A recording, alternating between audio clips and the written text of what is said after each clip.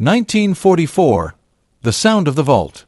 I swore our codes were perfect, until I discovered Enigma had been broken 4 years earlier. Those words still echo like shrapnel in my mind, but in 1944, I believed in perfection. I believed in the machine. Each metallic click from its keys was the sound of certainty, the rhythm of safety in a world collapsing under fire. To us, Enigma was divine. We called it the vault, a coffer no human mind could open.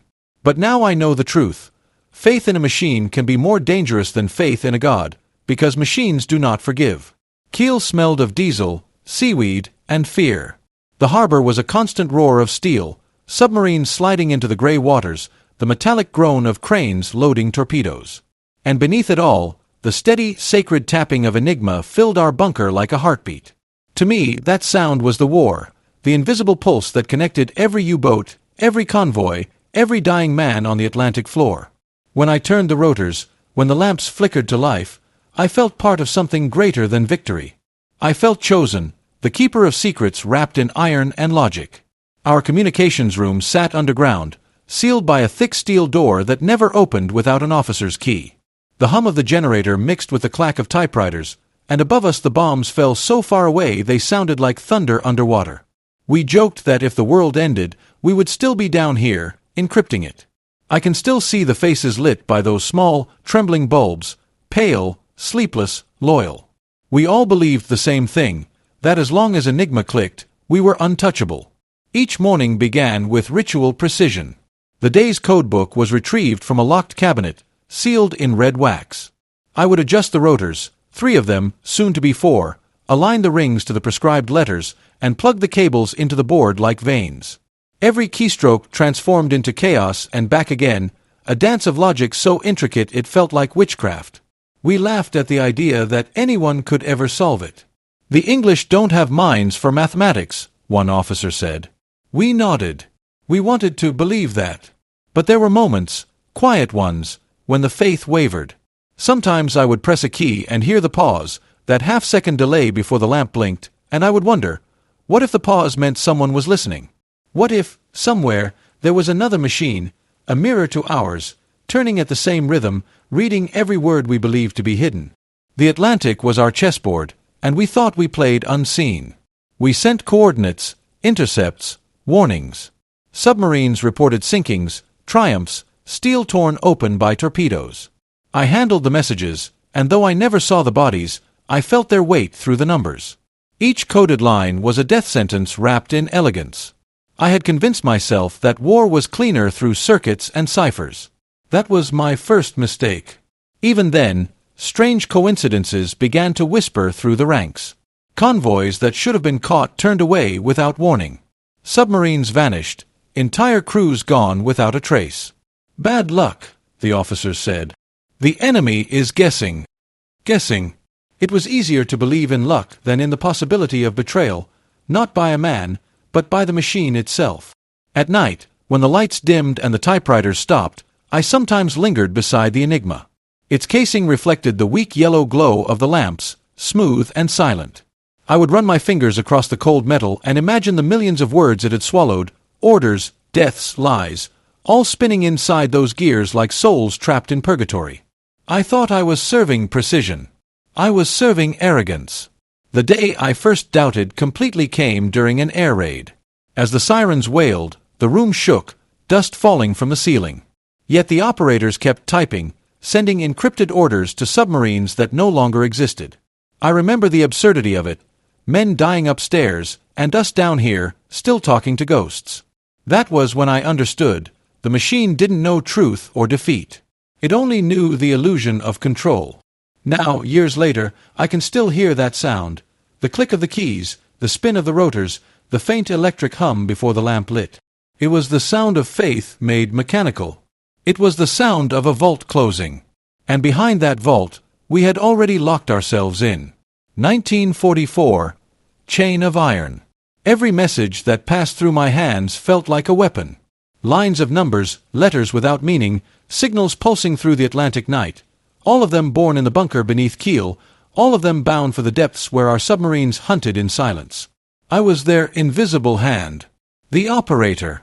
The interpreter of ghosts. Every day I twisted the rotors, checked the code sheets, and told myself, no one can read this. I was wrong. The Kriegsmarine called it order through. Perfection. Every radio transmission, from a U-boat prowling the Arctic to a destroyer stalking the Channel, flowed first through our office. The air in the bunker was thick with sweat, cigarette smoke, and Morse chatter.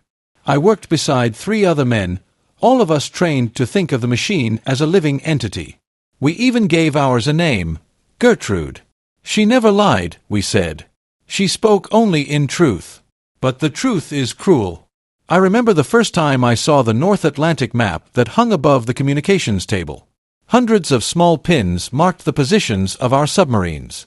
Each time a message arrived, I would move one, a single white pin sliding closer to an Allied convoy line. It was intoxicating. I thought of those convoys, British, American, Canadian, filled with supplies, men, and weapons. And I thought of our invisible wolves waiting below. The radio would crackle and then, convoy sighted. Another message. 2 ships sunk. Each word felt like thunder rolling beneath the ocean. We believed Enigma was our shield, that it made us gods over the deep. The operators laughed at the Allies' attempts to jam our signals. They can hear us, one said, but they can't understand. How we clung to that phrase. It made us invincible. Every sinking, every victory, every whisper of death was a hymn to our machine's perfection. Then came the coincidences. Convoys changing course hours before interception. Depth charges falling exactly where our U-boats surfaced. We explained it away. Fog, luck, treachery, the long arm of probability. The commanders refused to question the code. It wasn't the machine's fault, they said. It was the men, the captains who sent signals too early, or too often, or without enough discipline. Blame was safer than doubt. But the pattern grew. We began losing contact with boats faster than we could reassign call signs. Whole groups vanished in a week. The radio logs filled with unanswered transmissions, half-finished coordinates, bursts of static, then silence. I told myself it was interference, a sunspot, anything but what it really was. Someone, somewhere, reading every word before we even finished typing it. The weight of that knowledge, still only suspicion then, pressed into my chest like iron. Every night I would sit alone by the machine and run test messages through it, checking for errors that never appeared. The circuits were perfect. The encryption flawless. Yet the enemy always knew. It was as if the sea itself had betrayed us. Sometimes I'd stare at the Enigma's keys, the letters engraved in steel, A to Z, the whole alphabet of faith. When I pressed them, I imagined each letter carrying a soul across the waves, a captain's voice, a soldier's life. But I began to wonder, who else was listening to those souls? Who else was reading the prayers we believed were hidden? The bunker changed. The laughter faded. Men stopped smoking during transmissions. Each message now carried the smell of fear, invisible, metallic. We sent signals like condemned men write letters to heaven, never sure if they'll be read or burned. One night, after another U-boat failed to report, my commanding officer stood over the map in silence. Only 6 white pins remained in the North Atlantic. He muttered something I will never forget. They're not chasing us. They're waiting for us. And he was right. I didn't know it yet, but every signal I sent was already in enemy hands, decrypted, analyzed, understood. I had been the loyal messenger of our own destruction. The chain of iron we forged to bind the world had already rusted through, link by link, and I was still tightening it, still believing it would hold. 1944. The shadow of the convoys. By the time the leaves began to turn over the gray fields of Brittany, the sea had become a graveyard, vast, indifferent, and patient. From our bunker, we could hear the wind off the Atlantic like a distant roar of engines, a reminder that war was always out there, moving, breathing, devouring. Yet inside, surrounded by our beloved machines, we still believed we controlled it. We believed our numbers commanded the tide. Then came the convoys. The Allied lifeline, they called them, endless chains of ships, steel on gray water, carrying the lifeblood of their war effort across the Atlantic. They should have been easy prey for us. We had their routes, their timings, their radio frequencies. The U-boats had only to wait. And yet, they vanished. Not the convoys, our hunters. It began subtly. A report here, a silence there. A U-boat missed its rendezvous, another failed to answer the call. The first time, we blamed weather. The second, navigation errors. But when entire wolf packs disappeared in areas we had scouted meticulously, the explanations turned to whispers. I heard one lieutenant say, "The British have found prophets." We laughed, but the laughter sounded thin, the kind that hides fear. The convoys began to move differently, not erratically, but with purpose. They avoided our positions with a precision that felt impossible. A submarine would wait in ambush, exactly where our intercepted intelligence said a convoy would pass. And then, nothing. Hours of silence. Days. Until the U-boat was gone, lost to depth charges or silence. How could they know? In the control room, the map was our oracle. We pinned small black flags where our boats last reported, white strings marking the enemy routes. Those strings started curving, bending away, as if an invisible hand guided them around our reach. Every time I moved a flag to mark another loss, it felt like erasing a heartbeat. Once, in October, we received a frantic message, broken Morse, almost unreadable. A U-boat commander shouting coordinates, begging for air cover. Before we could relay it, the signal cut off mid-transmission. Minutes later, Allied radio traffic spiked. They had found him. The commander's last words burned into my mind. "They're waiting before we even arrive." That phrase haunted me. Waiting before we even arrive. It was no longer coincidence. It was orchestration. Someone was reading our movements as if we were characters in a play already written. The British Admiralty's success was not random luck, nor divine intervention. It was intellect, cold, merciless intellect. Still, none of us dared say it aloud. To doubt Enigma was to doubt the Reich itself. The propaganda films still called our submarines wolves. But wolves hunt with instinct, not blind faith. We, on the other hand, obeyed a machine. And that obedience was killing us. One night, during a shift change, I lingered in the bunker while the others left for a few hours' rest. The Enigma machine sat in the corner, black and polished, reflecting the dim orange light of a dying bulb. I pressed a key, A, and watched the lamp flicker G. Another key, B. The lamp lit L. I realized that every letter we sent was not a secret but a confession. Somewhere, someone was listening. The next morning, I mentioned the possibility to my superior. He cut me off before I finished. "Don't ever say that again," he said. "Machines don't betray us. Men do." But it wasn't true. The betrayal was mechanical, mathematical, inevitable. Weeks later, after another convoy escaped untouched and 3 more U-boats were lost, I saw my commanding officer staring at the map with his hands trembling. "They're moving as if they can see us," he whispered.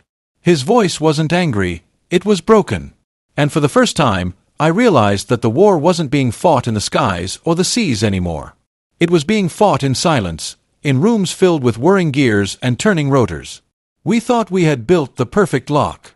We never imagined the enemy had already found the key. That night, as I logged the losses, I felt the weight of every vanished signal. Each silence had a name. Each blank space on the map was a coffin. And though I couldn't prove it, I knew. The Allies didn't just know where we were.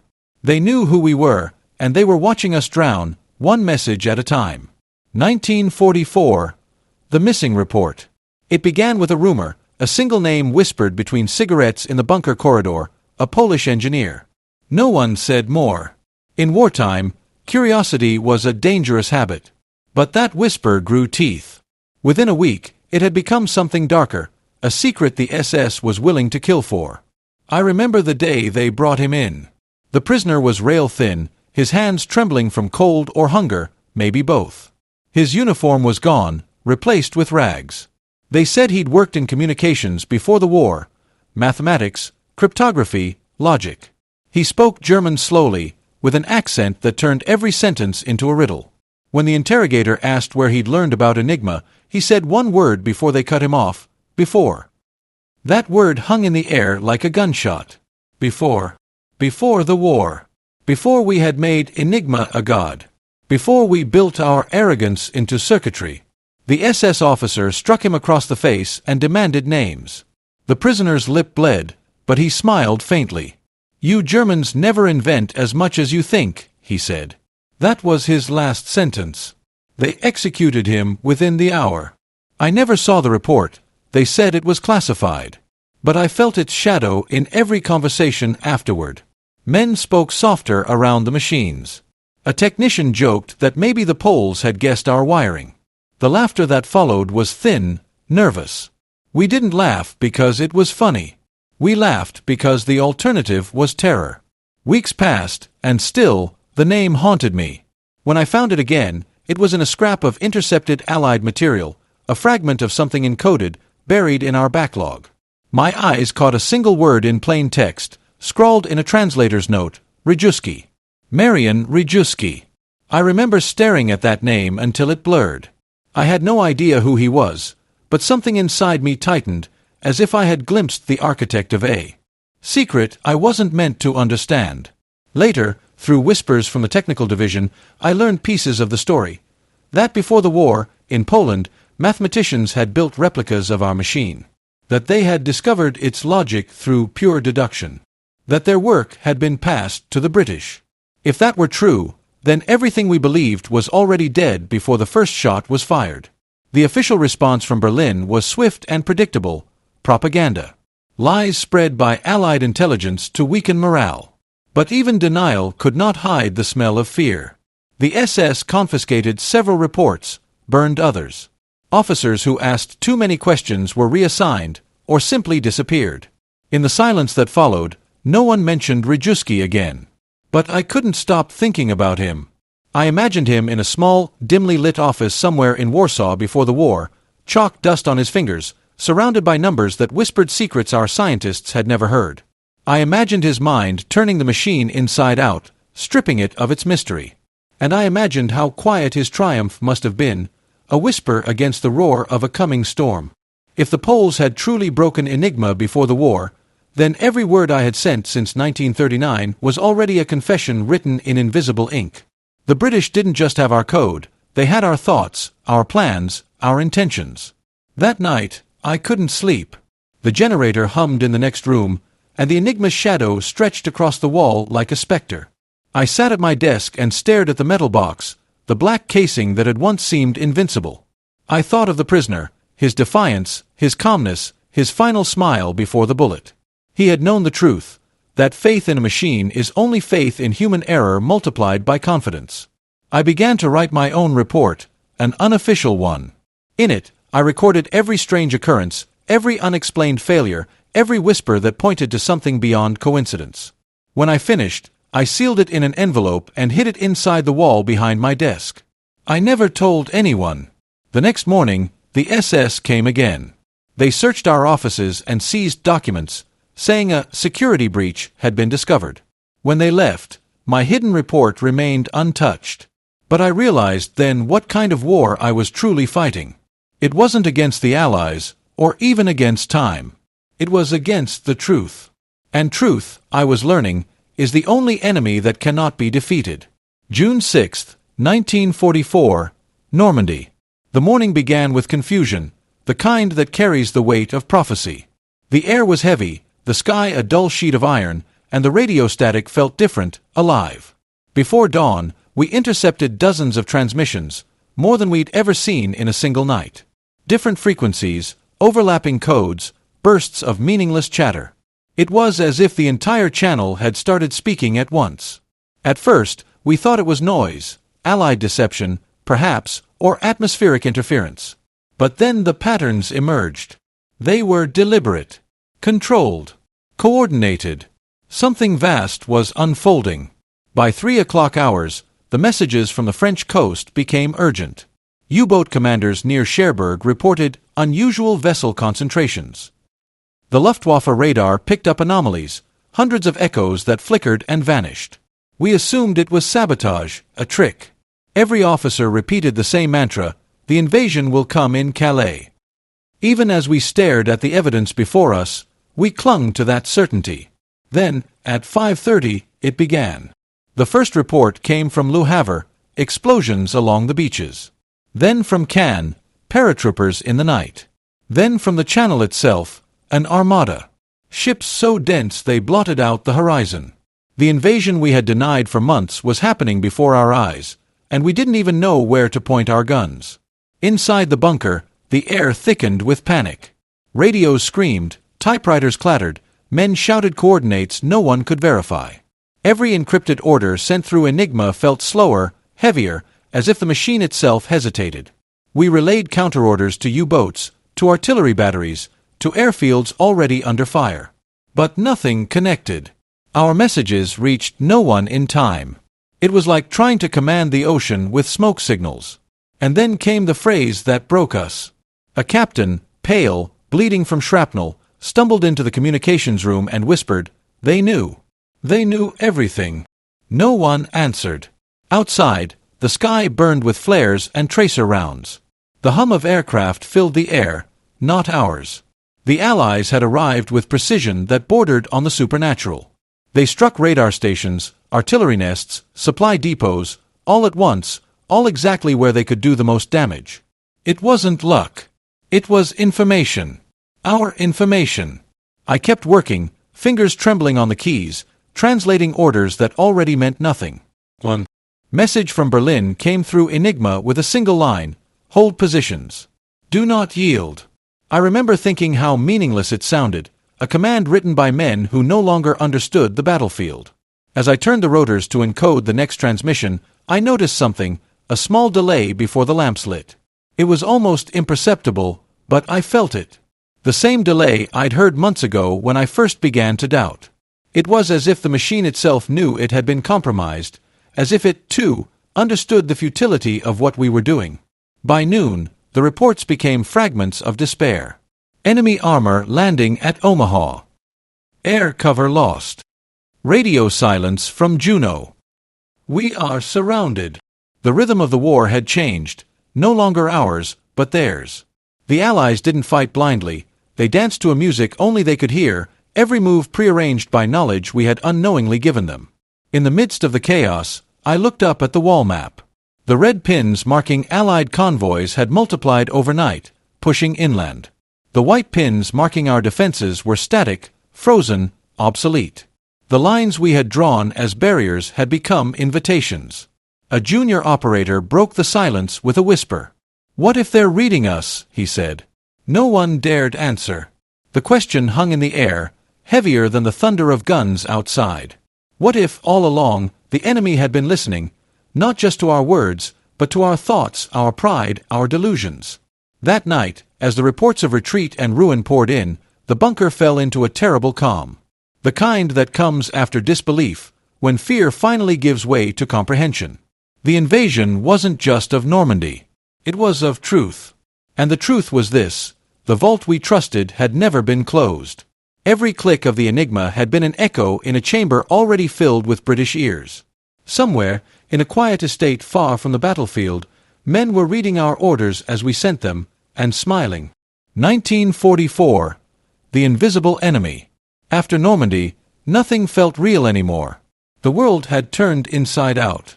Every message we sent came back to us in fragments, reflected, twisted, already anticipated. The illusion of control had died on the beaches of France. At first, I thought it was chaos, broken lines, damaged equipment, the natural confusion of retreat. But soon, the patterns became too precise to ignore.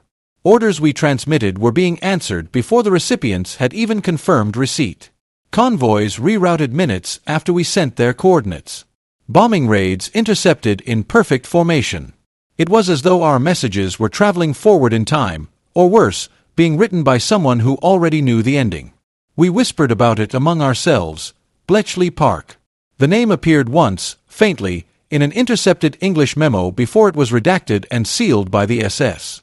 The rumor said it was a place where mathematicians and machines worked together, a fortress of logic against our own arrogance. Some dismissed it as enemy propaganda. Others, like me, felt the cold truth sink in: the enemy didn't need spies among us. They had our words. By the autumn of 1944, paranoia ruled the communications division. The SS visited more often, demanding logs, seizing files. Men were interrogated, beaten, vanished. The irony was unbearable. We feared betrayal, yet our greatest betrayal had already happened years earlier, written in the smooth curves of our precious Enigma rotors. I began to hear it in the static, a phantom rhythm that mirrored our own. We would send a coded line, and moments later the same frequency would crackle, echoing fragments of our message. Not perfectly, not in whole, but close enough to make my skin crawl. The Allies were no longer just intercepting, they were answering. Sometimes it was subtle, a false transmission that redirected a fleet, or a fabricated command that sowed confusion. Sometimes it was surgical. Once, I decoded a distress signal from one of our U-boats, begging for orders. The next day, I found out the signal had been sent by the British. The submarine was already on the ocean floor when the message reached me. Still, Berlin's orders remained unchanged. Trust the machine. Faith in the system was mandatory. Doubt was defeat. Every officer recited that line as if it were scripture. The Führer's genius cannot be undone by numbers, one major said, his voice hollow. But numbers don't care about genius. They obey logic, and logic had turned against us. Each time I touched the machine, I felt shame. The Enigma keys, once warm beneath my fingertips, now felt cold and foreign, as if they belonged to the enemy. I could almost imagine unseen hands, British hands, mirroring mine across the channel, pressing the same letters, watching the same lights. We were reflections of each other, prisoners of the same code. The propaganda broadcasts still spoke of loyalty and destiny. The words sounded like relics from another century. Now, I obeyed not out of belief, but inertia, the kind that keeps a body moving long after the soul has stopped. I sent messages I knew would be read by the enemy. Orders that would kill our own men before they even reached their targets. I was no longer a soldier. I was a messenger of ruin. One night, after transmitting the day's final report, I stayed alone in the bunker. The hum of the generator filled the silence. I looked at the Enigma, and for a moment, I imagined it whispering, not in German, not in English, but in a language older than both, the language of inevitability. Machines don't lie, but they also don't forgive.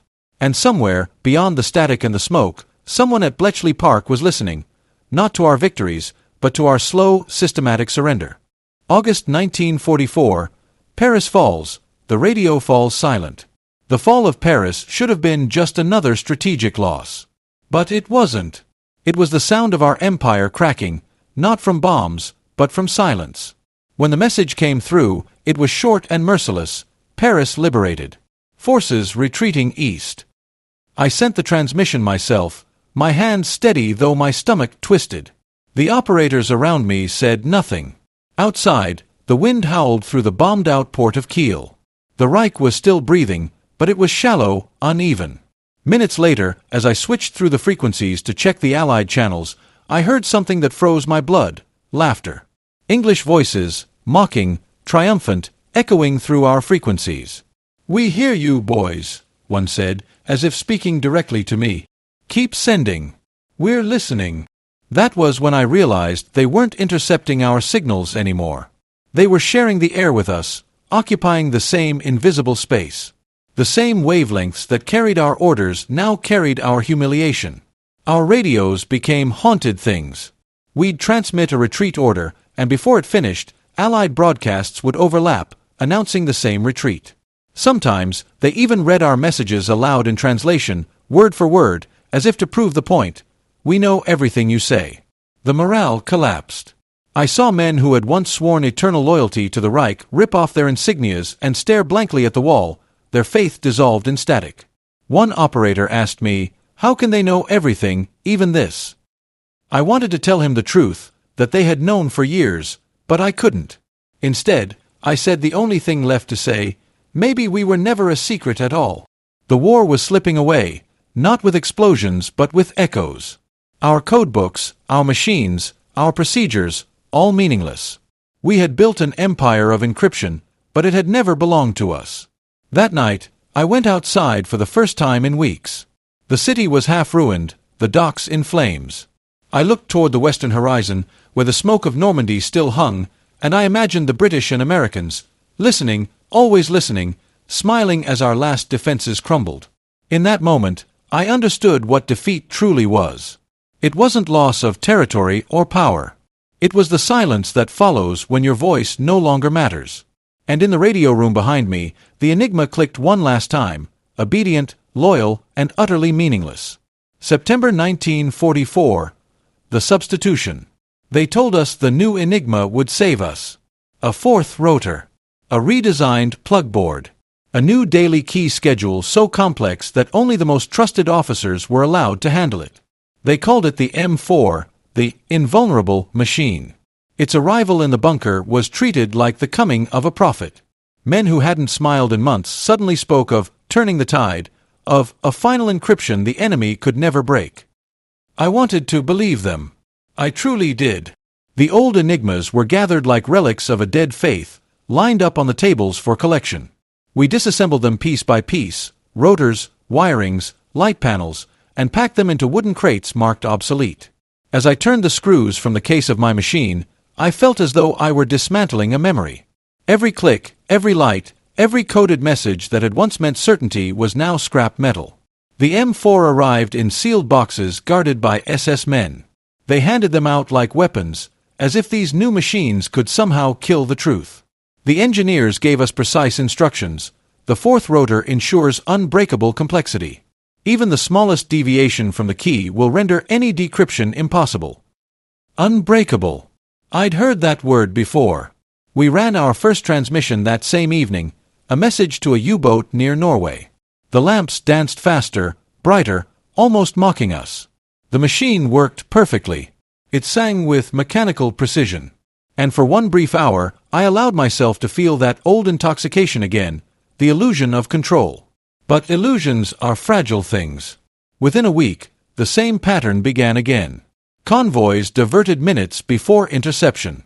Supply ships sunk in areas we had declared safe. Orders arriving in Allied hands before they even reached our captains. It was impossible. The M4 was flawless. It couldn't be broken, unless, of course, it had been broken long ago. The truth was bitter and undeniable. The problem wasn't the machine. It was us. Every human hand that touched Enigma was part of the flaw. The clerks who reused phrases, the officers who sent messages twice, the arrogance that refused to see that machines can only be as perfect as the men who worship them. Berlin blamed sabotage. The SS arrested 3 operators. 1 was shot. They called it a lesson in discipline. But even as his body was dragged from the room, another coded order returned intercepted. The lesson was wasted.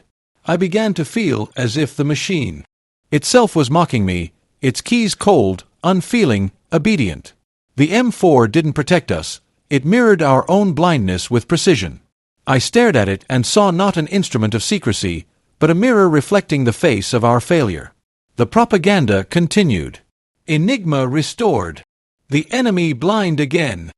Every headline was a lie shouted into the void. We all knew.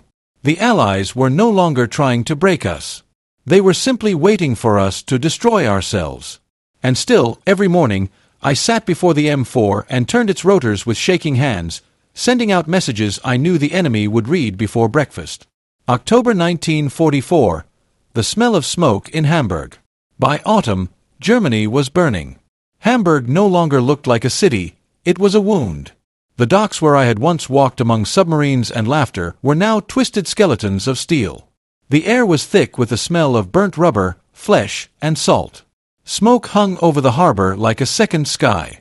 The firestorms had devoured entire districts, leaving only silence and ash. I worked in what remained of the communications building, half its roof gone, walls blackened, windows shattered. We operated the Enigma in a room that smelled of gasoline and fear. Every message we sent now was one of desperation, coordinates for evacuations, pleas for fuel, warnings about bombers that always seemed to arrive before we did. The radio lines were filled with ghosts. The Luftwaffe called for reinforcements that never came. Submarines begged for orders we didn't dare send.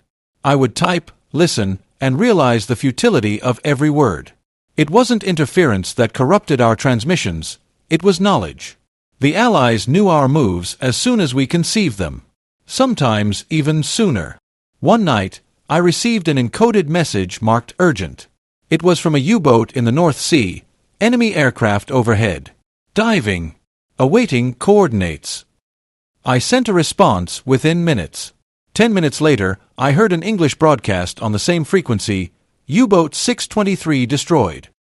They had answered faster than I had. The thought broke something inside me. I began to wonder if we were fighting at all anymore, or if we were merely performing a slow, cruel ritual of defeat for an audience across the channel. The men in the bunker tried to stay composed.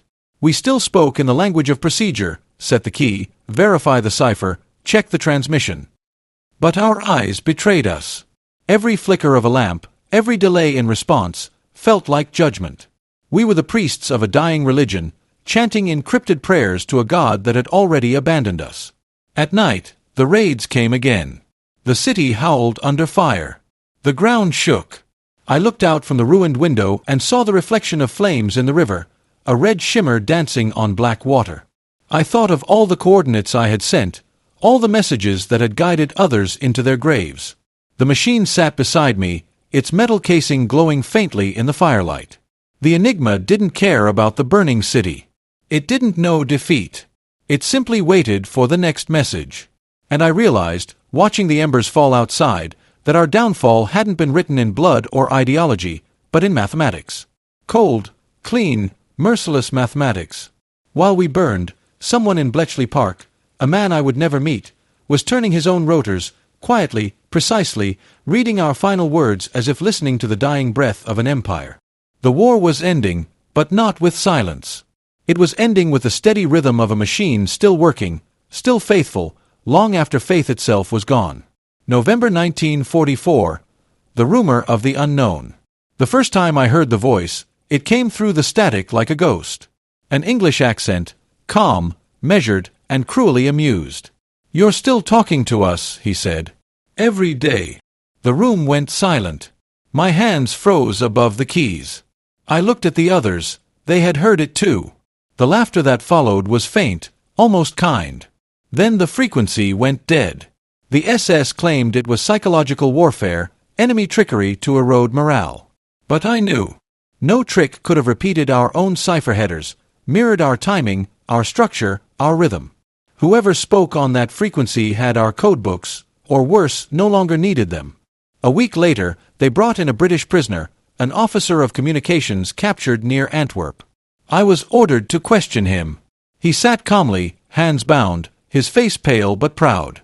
When I demanded to know how his people had learned our encryption, he smirked. "You never stopped telling us," he said. I wanted to strike him, but something in his eyes, not arrogance but pity, stopped me. I asked again, more quietly. "Since when?" He tilted his head, as if counting years in his mind. "Since before the Atlantic turned red," he replied. "You should ask your mathematicians. They started it. They dragged him away before I could ask more. I never saw him again." That night I sat by the machine and stared at its keys, each letter shining under the dim light like an accusation. What was worse, being deceived by the enemy or by our own superiors? We had been told we were geniuses. But perhaps we were only caretakers of a puzzle already solved.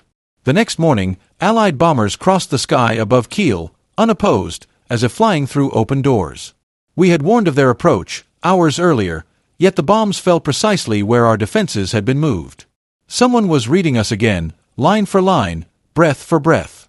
And I thought of that English officer's voice, almost gentle, "You're still talking to us every day."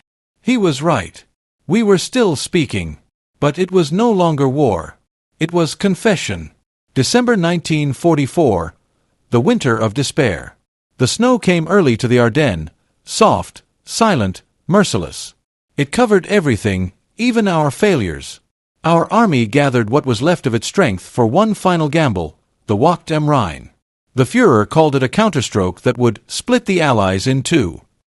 To us, it was a prayer whispered into the wind. Every order, every formation, every strike was encrypted through Enigma. Every command wrapped in the same mathematical faith that had betrayed us 100 times before. I was stationed near the frontier then, in a field outpost buried under ice and mud. The nights were long, the cold unbearable. Each transmission I sent left me shivering, not from the weather, but from the certainty that someone on the other side of the snow was reading my words. At first, the offensive worked. Reports came in of breakthroughs, of chaos among Allied lines. The officers began to smile again. They didn't see it coming, one said. Enigma is still ours. But the smiles didn't last. Within days, the enemy regrouped, faster, sharper, like a beast that had already anticipated the blow. Convoys appeared where none should be. Supply lines we thought hidden were bombed with surgical precision. Even our decoy orders were countered, almost as if they had been expected. By Christmas, the offensive had become slaughter. The radio waves filled with desperate messages, out of fuel. Encircled. No response from command. One by one, the lines went silent. Each silence meant another pocket swallowed by snow, another 1,000 men lost to a war that had already ended. We were only pretending it hadn't. Inside the frozen bunker, the Enigma still clicked dutifully, its rotors stiff from the cold. I typed through numb fingers, encoding orders that would never reach their destinations. I could hear the front collapsing through the static, explosions, broken transmissions, cries cut off mid-sentence. When the last message came, it was from a captain of the Waffen-SS. If they can read us, let them read this, Germany will not kneel. But Germany was already on its knees. That night, I shut the machine down and sat in silence, listening to the wind outside. For the first time, I didn't hear war, only emptiness. The kind of silence that follows when the truth has spoken too long to be ignored. The Enigma sat before me like a gravestone, black, heavy, and perfect. We had believed it immortal. But now it was only a monument to our arrogance, and to the countless dead whose names it had hidden behind numbers. January 1945, Berlin calling. Berlin was already dying when I arrived. The city trembled beneath the weight of artillery, a ceaseless rumble like thunder rolling over a graveyard. Buildings leaned, streets cracked, smoke drifted across frozen canals. The capital no longer smelled of power, only of ash. We set up our communications room in a half-collapsed basement near the Tiergarten. The walls shook with every shell. Cables hung like veins from the ceiling. The machines, battered, soot-stained, dented, still worked. Somehow, they always did. We transmitted not hope, but defiance.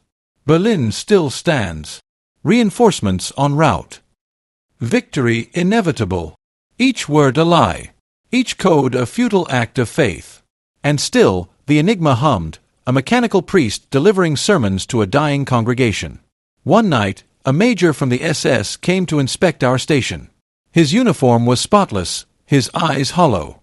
He stood before the machine and said, "Even if they hear us, they will not understand us." But I knew he was wrong. The Allies understood everything, our tactics, our movements, our pride, even our madness. They didn't just break our codes, they interpreted our soul. As I sent another meaningless transmission, I imagined someone at Bletchley Park receiving it, perhaps a young woman with ink-stained fingers, or a quiet mathematician, watching the lamps blink in familiar rhythm. They would smile faintly, record the message, and whisper, "They're still talking." The next day, the bombs reached us. Dust rained from the ceiling. The lights flickered. We kept working until the last generator failed. The moment the lamps went dark, I felt an odd calm. The machine had finally fallen silent, its final confession sent into the void. Outside, the city was collapsing. Columns of smoke rose like black monuments against the sky. Berlin was calling, yes, but no one was listening anymore. And as I walked through the ruins, I realized that the war wasn't ending with surrender. It was ending with revelation. We had spoken too loudly for too long, and the world had heard every word. February 1945, the day the vault opened. It arrived like a message from another world. A transmission came through early that morning, stamped with British frequency markers but written in perfect German. The header, the call sign, the coordinates, all ours. My hands trembled as I read it. It wasn't an intercepted order. It was a reflection. The message had been captured, decoded, rewritten, and sent back to us, line for line. 4 years, I had lived inside the illusion of secrecy, convinced that Enigma's voice spoke only to its chosen listeners. Now the truth was undeniable. The vault had been open all along. Around me, the others stared in disbelief. One man laughed, a dry, broken sound, before tearing his insignia from his sleeve. "They've been inside our heads," he said. No one contradicted him.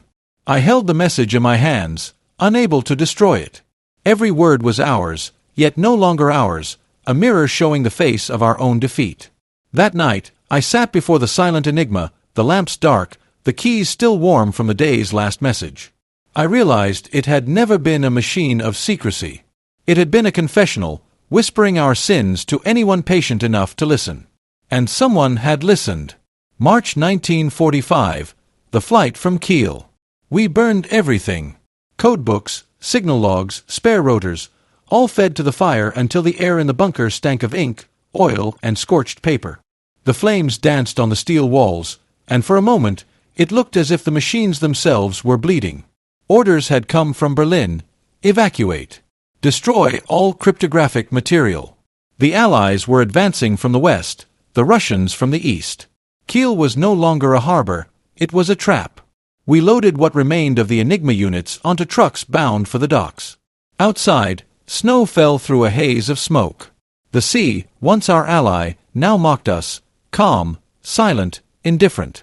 By nightfall, the first ships tried to escape north. None returned. The British bombers came before dawn, their searchlights slicing through the mist like knives. We watched from the pier as one transport was hit, a bloom of orange fire over black water. Every crate aboard had carried secrets we once thought untouchable. Someone whispered beside me, "They know even this." I said nothing, because I knew he was right. They knew our departure, our ships, our fear, every breath we took, already translated, decrypted, and understood. April 1945, the last code. I sent my final transmission at dusk. The city burned behind me, the horizon glowing red like the edge of a dying sun. The code word was Götterdämmerung, the twilight of the gods. Fitting, I thought, for an empire built on delusion and numbers. The Enigma clattered softly as I turned the rotors for the last time.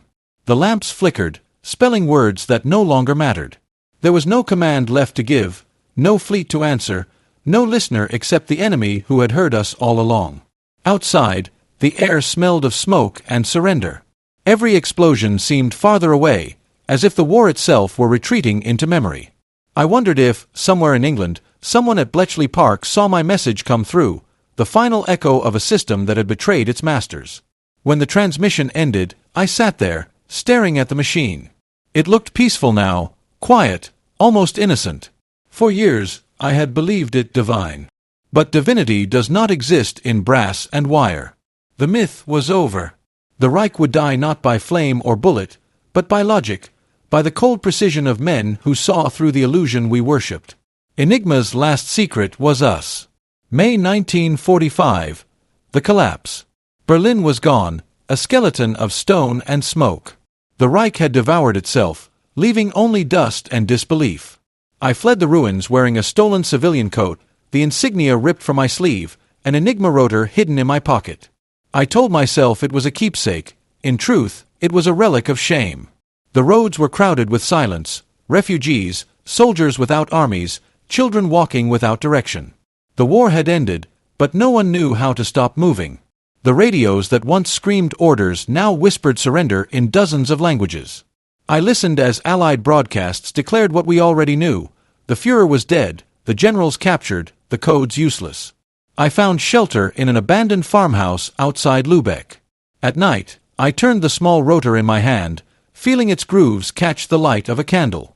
I had once thought this piece of metal invincible, the heart of our power. Now it was just a symbol of our blindness. When the first British patrol arrived, I didn't run. I raised my hands and said nothing. They searched me, took the rotor, and moved on. For the first time in years, I felt free, not from defeat, but from delusion. August 1945. The name never spoken. I sat in a prisoner camp near Bremen when I finally heard it, the name that explained everything. A British officer, young and almost polite, mentioned it in passing while speaking to another guard, Bletchley Park. He said it the way a priest might speak of a miracle. I pretended not to understand, but inside, something collapsed. That was the place, the mind that had listened, translated, and unraveled us piece by piece. Later, I learned another name, Turing. A mathematician, not a soldier. A man who fought us not with bullets, but with thought. The revelation struck harder than any bomb. Our defeat hadn't come from the skies or the seas, but from logic, from the silent brilliance of those who believed truth could end tyranny. 4 years, we had worshipped a machine of deception. They had built one of understanding.